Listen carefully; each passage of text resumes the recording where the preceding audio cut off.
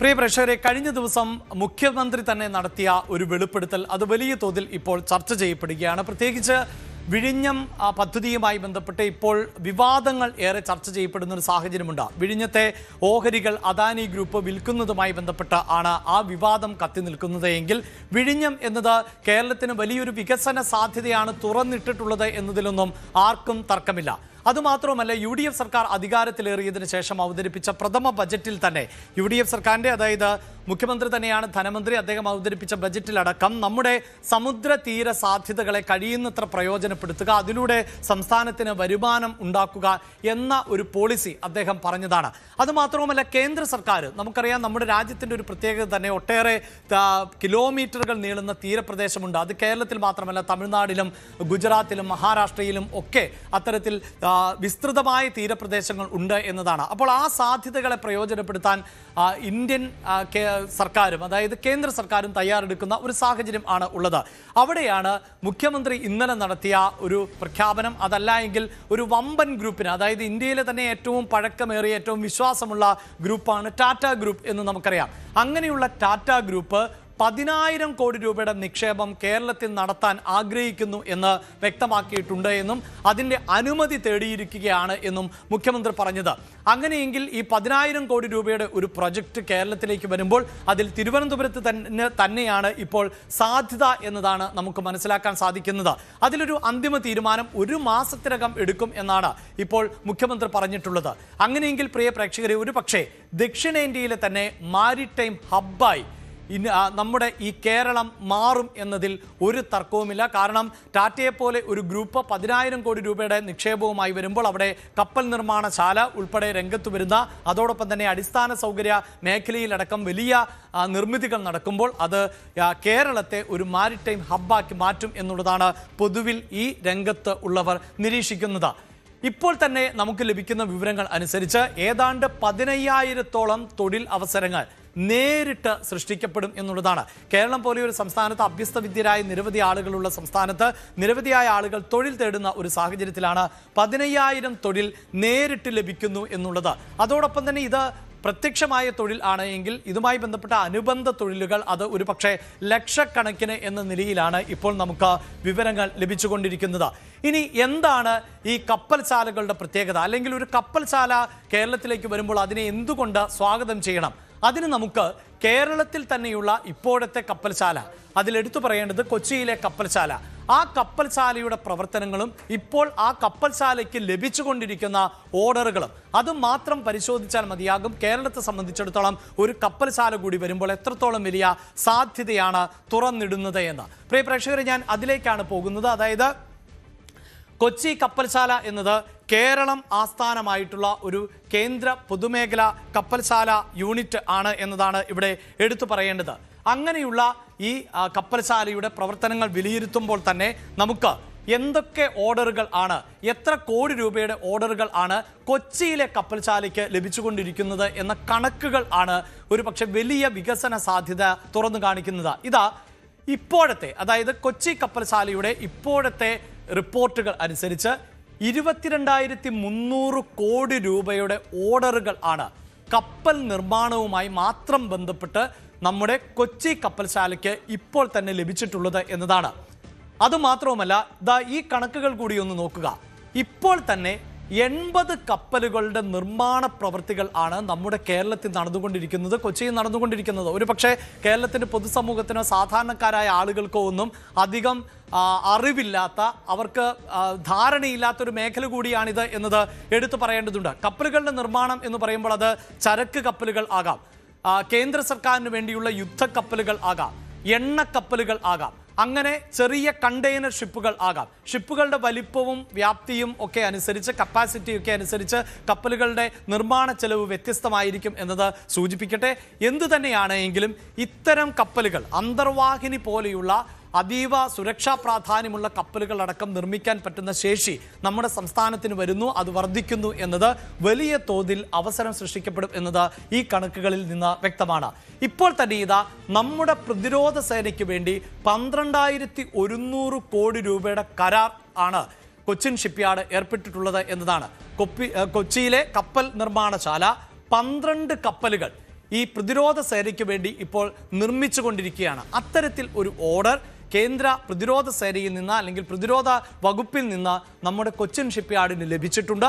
അതുമായി ബന്ധപ്പെട്ട നിർമ്മാണ പ്രവൃത്തികളിലേക്ക് കൊച്ചിൻ ഷിപ്പ്യാർഡ് കടന്നിരിക്കുന്നു എന്നതാണ് ഈ കണക്കുകളിലൂടെ നമുക്ക് പ്രേക്ഷകരോട് വ്യക്തമാക്കാനുള്ളത്. മറ്റൊന്ന് വാണിജ്യ കപ്പലുകൾ. ഞാൻ നേരത്തെ സൂചിപ്പിച്ചു, വാണിജ്യ ആവശ്യങ്ങൾക്ക് വേണ്ടി ഇപ്പോൾ തന്നെ വിഴിഞ്ഞം എന്നത് വലിയൊരു സാധ്യതയാണ്. വിഴിഞ്ഞത്തേക്ക് മദർ ഷിപ്പുകൾ അടുക്കുന്ന സാഹചര്യം ഉണ്ടാകുന്നു. നിരവധിയായ ഷിപ്പുകൾ, 1000-ഓളം ഷിപ്പുകൾ ഇതിനോടകം തന്നെ വിഴിഞ്ഞത്ത് വന്നുപോയിരിക്കുന്നു. അതിലൊക്കെ ലക്ഷക്കണക്കിന് യൂണിറ്റ് വസ്തുക്കൾ ആണ് കയറ്റി എത്തിക്കുന്നത് എന്നതാണ്. ഇവിടെ ഇതാ ഈ ആഭ്യന്തര വിപണി, അതായത് നമ്മുടെ രാജ്യത്തെ കപ്പൽ ഗതാഗതത്തിന് വേണ്ടി, നമ്മുടെ രാജ്യത്തിൻ്റെ ആവശ്യത്തിന് വേണ്ടിയുള്ള ആഭ്യന്തര വിപണിയെ മാത്രം ലക്ഷ്യം വെച്ചുകൊണ്ടുള്ള കപ്പൽ നിർമ്മാണം എന്നത് 26 ഇപ്പോൾ കൊച്ചിയിൽ 26 കപ്പലുകൾ ആണ് ആഭ്യന്തര വിപണിയുടെ ആവശ്യത്തിന് വേണ്ടി നിർമ്മിക്കാൻ ഓർഡർ ലഭിച്ചിട്ടുള്ളത്. നോക്കൂ, ഇതിൻ്റെ മൂല്യം എന്നത് 1700 കോടി രൂപ എന്നതാണ്. അത്രയും വലിയ കരാറിൽ ആണ് ഇപ്പോൾ കൊച്ചി കപ്പൽശാല ഏർപ്പെട്ടിട്ടുള്ളത് എന്നതാണ് എടുത്തു പറയേണ്ടത്. ഇത് മാത്രവുമല്ല, ഇനി കയറ്റുമതി ഓർഡറുകൾ കൂടിയുണ്ട്. നമ്മുടെ രാജ്യത്തിന് വേണ്ടി മാത്രമല്ല, വിദേശ രാജ്യങ്ങൾക്ക് വേണ്ടി അടക്കം നമ്മൾ കപ്പൽ നിർമ്മിക്കുന്നു എന്നതാണ് എടുത്തു പറയേണ്ടത്. പ്രത്യേകിച്ച് 32 കപ്പലുകൾ ആണ് ഈ കയറ്റുമതി ഓർഡർ അനുസരിച്ച് ഇപ്പോൾ നിർമ്മാണ ഘട്ടത്തിൽ ഉള്ളത് എന്നതാണ്. അതിൻ്റെ മൂല്യം ആകട്ടെ 7300 കോടി രൂപയുടെ മൂല്യത്തിൽ ഉള്ള കപ്പലുകളുടെ നിർമ്മാണം ആണ് ഇപ്പോൾ നടന്നുകൊണ്ടിരിക്കുന്നത്. അതല്ല എങ്കിൽ വരും ദിവസങ്ങളിൽ ഈ കരാർ അടിസ്ഥാനത്തിൽ നിർമ്മാണം പൂർത്തിയാക്കി നൽകേണ്ടത് എന്നതാണ്.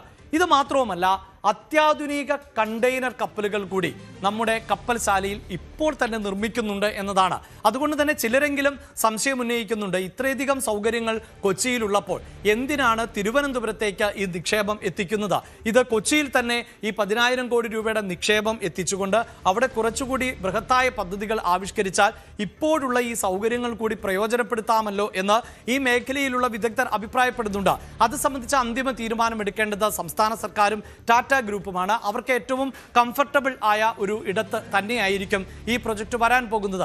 എന്തായാലും ഇപ്പോൾ തന്നെയുള്ള ഈ പ്രൊജക്ടുകൾ പരിശോധിക്കുമ്പോൾ 3200 കോടി രൂപയുടെ കരാറാണ് അത്യാധുനിക കണ്ടെയ്നർ കപ്പലുകളുടെ നിർമ്മാണവുമായി ബന്ധപ്പെട്ട് ഇപ്പോൾ തന്നെ കൊച്ചിയിലെ കപ്പൽശാലയ്ക്ക് ഉള്ളത് എന്നതാണ്. കൊച്ചിയിലെ കപ്പൽശാല തന്നെ ആധികാരികമായി നൽകുന്ന വിവരങ്ങൾ ആണ് ഞങ്ങൾ പ്രേക്ഷകരുമായി പങ്കുവയ്ക്കുന്നത്. മറ്റൊരു കാര്യം എടുത്തു സൂചിപ്പിക്കേണ്ടത്, കപ്പലുകളുടെ അറ്റകുറ്റപ്പണികൾ ഏറ്റവും കാര്യക്ഷമമായി നടക്കുന്ന, അതായത് റിപ്പയറിംഗ് വർക്കുകൾ ഏറ്റവും കാര്യക്ഷമമായി നടക്കുന്ന മറ്റൊരു ഇടം കൂടിയാണ് കൊച്ചിയിലെ കപ്പൽശാല എന്നുള്ളതാണ്. കൊച്ചിൻ ഷിപ്പ്യാർഡ് എന്നതാണ് എടുത്തു പറയേണ്ടത്.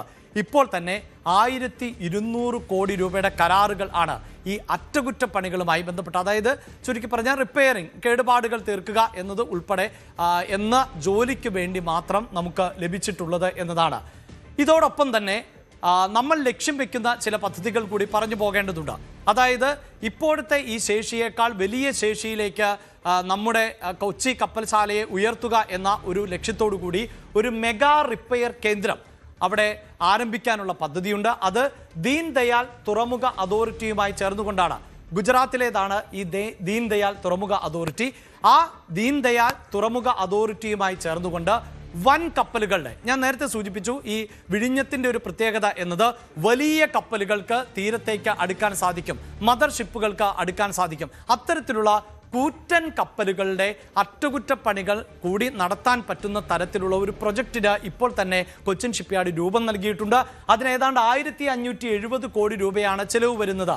അതിൽ വലിയൊരു ഭാഗം വഹിക്കുന്നത് ദീൻ ദയാൽ തുറമുഖ അതോറിറ്റിയാണ് എങ്കിലും 920 കോടി രൂപ കൊച്ചിൻ ഷിപ്പ്യാർഡാണ് ചെലവാക്കുന്നത്. അതുകൊണ്ട് തന്നെ ഇതിൽ ഭൂരിഭാഗം തുകയും ചെലവാക്കുന്നത് കൊച്ചിൻ ഷിപ്പ്യാർഡാണ്. അതുകൊണ്ട് തന്നെ ഇതിൻ്റെ ഗുണങ്ങളും അധികമായി ലഭിക്കാൻ പോകുന്നത് കൊച്ചിൻ ഷിപ്പ്യാർഡിനാണ് എന്നതാണ് എടുത്തു പറയേണ്ടത്.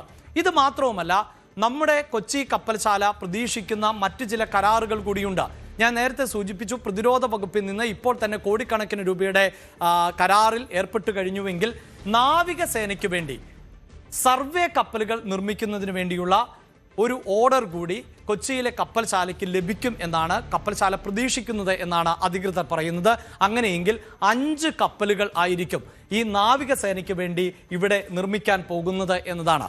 പ്രിയ പ്രേക്ഷകരെ, ഈ കണക്കുകൾ ഇപ്പോൾ സൂചിപ്പിച്ചത് മറ്റൊന്നും കൊണ്ടല്ല, കേരളത്തിലേക്ക് ടാറ്റ പോലെ ഒരു ഗ്രൂപ്പ് കടന്നു വരുമ്പോൾ സ്വാഭാവികമായും അത് തുറന്നിടുന്ന സാധ്യതകൾ എന്ത് എന്നത് ഒരു പക്ഷേ ഈ കൊച്ചി ഷിപ്പ്യാർഡിലെ ഇപ്പോഴത്തെ കണക്കുകൾ മാത്രം പരിശോധിച്ചാൽ മതി.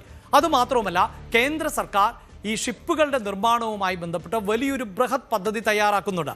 കേന്ദ്ര സർക്കാരിൻ്റെ കണക്കുകൾ അനുസരിച്ച് മാത്രം വരാൻ പോകുന്ന 10 വർഷത്തിനിടയിൽ നമ്മുടെ രാജ്യത്ത് ഏതാണ്ട് 460-ൽ അധികം ഷിപ്പുകൾ ഈ എണ്ണ പോലെയുള്ള കയറ്റുമതി ഇറക്കുമതി ആവശ്യങ്ങൾക്ക് വേണ്ടി പുതുതായി നിർമ്മിക്കേണ്ടതായി വരും. ഇപ്പോൾ തന്നെ നമുക്കറിയാം ഈ പശ്ചിമേഷ്യയിലെ യുദ്ധ സാഹചര്യമൊക്കെ ഉണ്ട്. അപ്പോൾ ടൺ കണക്കിന് ഇന്ധനം അവിടെ നിന്ന് എത്തിക്കുന്ന സാഹചര്യമുണ്ട്. അതിന് നമ്മൾ ചിലപ്പോഴെങ്കിലും നമ്മുടെ പതാകയേന്തിയ വിദേശ കപ്പലുകളെയൊക്കെയാണ് ഉപയോഗിക്കാറുള്ളത്. അപ്പോൾ നമ്മുടെ കപ്പലുകൾ തന്നെ ഉപയോഗിച്ചുകൊണ്ട് ഈ എണ്ണ നീക്കത്തിനും മറ്റുമൊക്കെയായി ഏതാണ്ട് 460-ലധികം കപ്പലുകൾ അടുത്ത 10 വർഷത്തിനകം നിർമ്മിക്കേണ്ടതായി വരും. ആ സാധ്യതകളെ ഏറ്റവും നന്നായി പ്രയോജനപ്പെടുത്താൻ ഒരു പക്ഷേ കേരളത്തിനടക്കം സാധിച്ചേക്കാം. അങ്ങനെയുള്ള നിക്ഷേപ സാധ്യതയാണ് ഇപ്പോൾ കേരളത്തിലേക്ക് എത്തുന്നത്.